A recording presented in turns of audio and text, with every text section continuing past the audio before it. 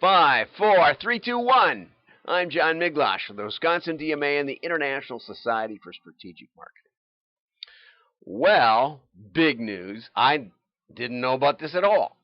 It's not that big, but in fact, it's tiny. It's miniaturized. Okay, so what's going on here is that this company has put together a network of Chinese restaurants, and it's starting to catch on. And this is a movie title. It was a billboard. But the fact is, in many urban areas where there are Chinese restaurants, but there are not a lot of room for billboards, you can reach your audience more effectively on a cost per impression basis with imprinted fortune cookie fortunes. It's actually the fortunes that are imprinted, not the cookies.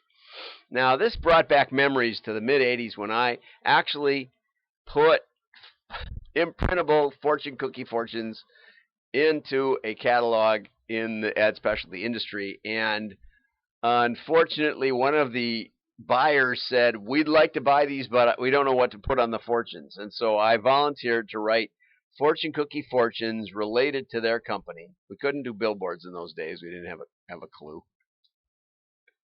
So I am a one-time fortune cookie fortune writer. But anyway, story's better than that. Not that story. That's it. Okay, Capital One. This company was reaching out to advertising agencies who had, they said, well, we don't have a Chinese product, or we don't have this, or we don't have that. We don't have we don't have fortune cookies in our movie. We don't have a Chinese restaurant in our movie. Well, Capital One said, hey, this could work, and so they said this is like a mini billboard. And then now they're having trouble transforming Adland, and I'll loop back to that in a couple of stories, hopefully. But anyway, just wanted to show you that in the article. So Open Fortune found more success by reaching out to clients directly, to big advertisers who are using billboards. And they have 19,000 participating restaurants, which are mainly mom and pops. I didn't know this, but like 95% of Chinese restaurants are independently owned. But they took the geodemographics from each restaurant address and built profiles including age, sex, education, income level, status, occupation. We do that sort of thing. And so they basically built a profile of the restaurant as a billboard. And so you could advertise in selected selected restaurant locations. As I said, there are only a handful of outdoor advertising billboards in Hell's Kitchen, but Open Fortune can reach these same residents through dozens of local restaurants. We have a 99% open rate. Take that, digital, right? Email, 99% open rate. You bet. We open our fortunes, yeah, and they're delivering coupons. They said everybody's got a smartphone with them. That would be a place for a QR code because it looks like there's room, right? Over here. Those QR codes can be a 1/4-inch square. I mean, they can be just tiny and still work these days because of the high-resolution phones. So consider that if you're putting out a fortune cookie billboard. Okay, and the part that I liked was it's miniaturizing and digitizing billboards. So we're giving the billboard a new look inside of a fortune cookie, and they can also they're branching out and expanding on delivery bag or restaurant capabilities. And they ought to think about doing that as more and more restaurants are doing Uber kinds of deliveries. Okay, there's a new print conference coming. Print and print marketing are all around you, like in fortune cookies. Print marketing is now anything that has ink on it, like fortune cookie fortunes, okay? And so there's this new thing done by Target Marketing, October 23rd to 25th in Dallas. So if you're in the Dallas area especially, check that out. Okay, and I went to a print conference, and it was really well done. The funny part was, well, we won't talk. Anyway, Locast strikes back at broadcasters and brings antitrust claims. Okay, networks are fleecing the public by limiting access to over-the-air transmission services. So Locast created a nonprofit sports fans coalition. And what they did, if there's Like we don't get CBS at all on our TV. We're 20 miles from downtown Milwaukee, and the digital signal doesn't come in. And we sometimes don't get Fox, which handles the Packer games. So 2 of 4 networks we don't get. PBS always, because they got great equipment. They're stuffed with cash. But anyway, no matter what anybody thinks, donate all you want, but they got plenty of money because their signals are the best. Anyway, so we can't get the Packer game. We can't get golf. Almost any golf. Almost all of that is on CBS. And so this local broadcast, this nonprofit, takes the feeds from New York City, Baltimore, Boston, Chicago, Dallas, Denver, Houston, and Philadelphia, and restreams them. And it's free for the low, but they request $5 a month as a donation, which is fine. And they got sued by the network saying you can't restream for free our signal, which I don't understand, because don't they want to get the most advertisers possible? And most of those advertisers are national brands, and so they could just count the streaming. It's easy to count. Okay, so it says that that broadcasters have colluded to increase the cost of over-air programs by transmitting signals that are too weak to reach local television markets. Amen to that, right? Why is that? Digital was supposed to help us. We get worse TV now on those 2 networks than we ever did with local analog, because at least you could get a fuzzy signal. Now it just goes no signal. Gosh, help us. Okay. But the networks claimed that they had received a $500,000 donation from AT&T, and that its founder is a former Dish Network executive. What does that have to do with anything? That's not relevant at all. The loophole here is that the Copyright Act specifically allows nonprofits to transmit copyrighted material for free. Now I remember reading that somewhere, that you could photocopy music for your choir in church or something, and if you broadcast your church, then it was okay. And I don't understand all that, I gotta admit, but I think it's a great loophole, and I'm going to check it out. What was it called? Locast. So hopefully it's still running. Who knows? But on a follow-up story, Adland has been taken down, and we announced that about 2 weeks ago. 20 years of digital work. It almost got completely scrubbed and erased because the notice of only 24 hours to get it off their platform, which is it's just unheard of. They should have, at best, they could have changed their DNS so it wasn't available, but to just say we're going to erase all your content when okay. And what was this about? Now there's been a little more information coming out, but it's basically off now. And I only just found it the other day, and so I was starting to use it, and then boom, it was gone.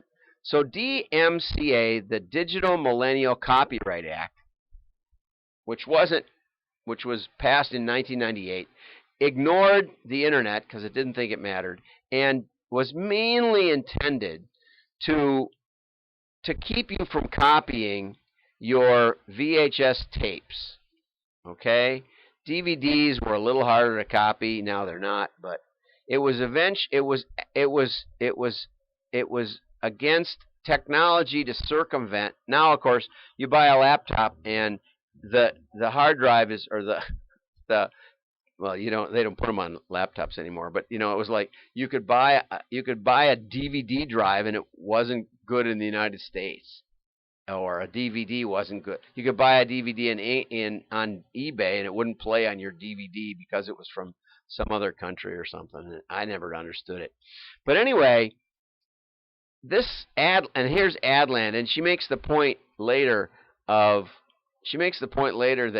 at her term that she coined in, I don't know, 1996, I think she started Adland, which is way back. She doesn't enforce illegal uses. This is her, I think her name is Ask Rappling is her name. Okay? And I think she's Dutch. Anyway, so they started it in 1996 by showing ads side by side with the ads in Europe and the ads in the U.S. and how the U.S. was just ripping off ads from the UK and the EU, and they weren't being creative at all. So she built it in HTML like I did when I built my first sites in '95, and you had to hand code the stuff. Okay, could the takedown that happened to your site happen to anyone? Yeah, even films of kids dancing have been slapped by DCMA. And what happens is attorneys start a demand that you take down your content. Now, because they're on the cloud, the attorneys go after the host, the IP host. Okay, so you have all your content up on the cloud on some server somewhere that you don't even maybe know where it is. Now, I use Pair, PAIR.com. I highly recommend them. They are 100% not only capable, but they help me solve other problems with WordPress software and stuff that they have no business helping me with. But they are my go-to, absolute go-to. And I think I might interview them, call up customer support and record the call, which I'm allowed to do, and ask them about what happens if I get a DMCA complaint. What is their procedure? And anyway, so these lawyers, these ambulance chasers, start a lawsuit, and then when you fight them, then they try to get a settlement, even though they may not represent anybody. It's just a lawyer sending a letter. But the unusually skittish cloud server host decided to unplug them and gave them 24 hours to get their content off, and happened to be, and here. Now, it's a little odd that practically every trade magazine right now is running headlines completely unrelated to Adland with the term Adland in it. We just saw one. You see that? We just saw one in the fortune cookie ad or article. Anyway, so they can take you down. Your cloud provider can take your site down overnight. She was on an airplane, and so almost, which is really great. She says she actually has permission of use from the agency that produced the commercial. And so she has written permission to use the content of every commercial on her site. And yet her internet provider took her down. Okay? It's not used as a tool to protect the content creator. It's used as a tool to censor. And it's hugely serious across the internet. She says she gets complaints every day, but she ignored them, because they were nuisance calls. A Dog's Life BBDO Bangkok produced it. There are literally more than 1,000 copies uploaded on YouTube.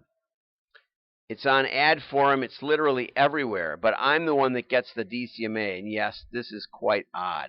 She talked about how her PayPal account got taken down right before the Super Bowl, even though it has 47 years of Super Bowl archives on this site that now is no longer available.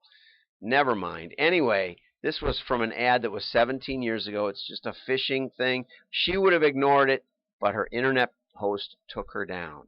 The internet is a lot scarier thing. You can have all your portfolios brought down because some attorney in Colorado that claims to represent somebody, Bridgestone in Ohio, and says you're using their trademark. And it doesn't matter if you did the ad 17 years ago in Bangkok.